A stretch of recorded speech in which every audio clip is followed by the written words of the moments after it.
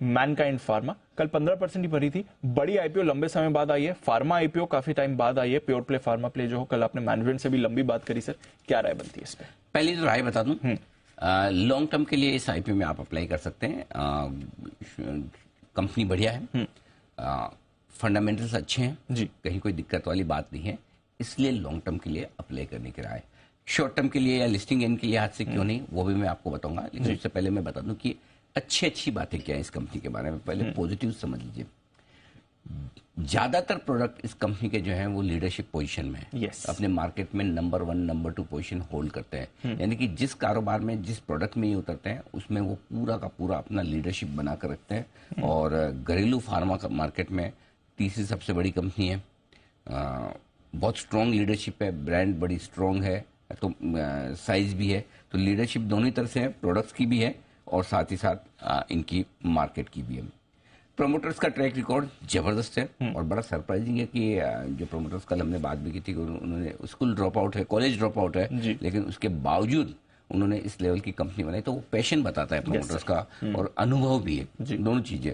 इतने लंबे समय से वो इस बिजनेस में है, तो बड़ी बात यह थी कि डिग्री मायने नहीं रखती अगर आपका कमिटमेंट है। और सोचिए, उन्होंने एक मेडिकल स्टोर पे काउंटर पर खड़े होकर वहां से करियर शुरू किया और आज 40,000 करोड़ की मार्केट कैप वाली कंपनी है। This is one of the biggest IPO जो इतने समय बाद आ रहा है और 40,000 करोड़, तो ये ट्रैक रिकॉर्ड बहुत दमदार है ना। तो उन्हें मतलब वो जो इस फार्मा बिजनेस में छोटे शॉप्स, फार्मा शॉप से लेकर डॉक्टर से लेकर मैन्युफैक्चरिंग तक का पूरा जो चेन है ना, उसका अनुभव है, बिजनेस की पकड़ है, गजब की पकड़ है। तो ये दूसरी चीजें, डेट फ्री कंपनी है, कैश रिच कंपनी है, नेट डेट 0 है। इसके अलावा फाइनेंशियल ट्रैक रिकॉर्ड बहुत स्ट्रांग है, ग्रोथ लगातार है पुरानी फाइनेंशियल्स में। तो उस लिहाज से अगर आप देखेंगे ना, तो आपको कुछ भी नेगेटिव नहीं मिलेगा कंपनी में।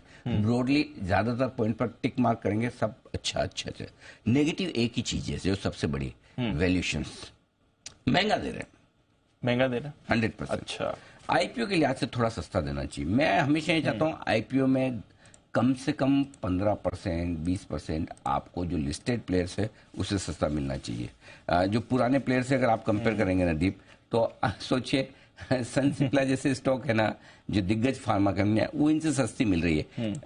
तो आई थिंक थोड़ी वैल्यूएशन थोड़ी सी सस्ती रखनी चाहिए थे, ताकि क्या है, लिस्टिंग पर पैसा बनाने का भी स्कोप बनता है और थोड़ा लोगों को मजा भी आता है। दूसरी चीज एक और कहना चाहता हूँ, एक मैं आईपीओ का एनालिसिस देख रहा था, नवंबर 2020 इसके बाद से 6 आईपीओ आए हैं ब्रॉडली ढंगढंग की फार्मा कंपनी को, मैं एकदम छोटा दिया।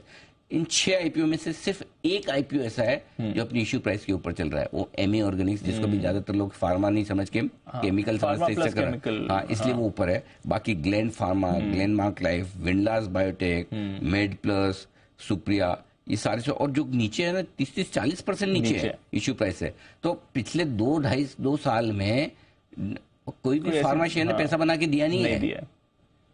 फार्मा स्पेस ने भी नहीं दिया, आईपीओ ने भी दिया। आईपीओ में, अच्छा, आईपीओ में तो ऑलरेडी क्वेश्चन होना चाहिए, उसके बावजूद अगर समझो ग्लेनमार्क 50% नीचे, विंडलास 50% नीचे, सुप्रिया 30% नीचे, तो ये थोड़ा दिक्कत है।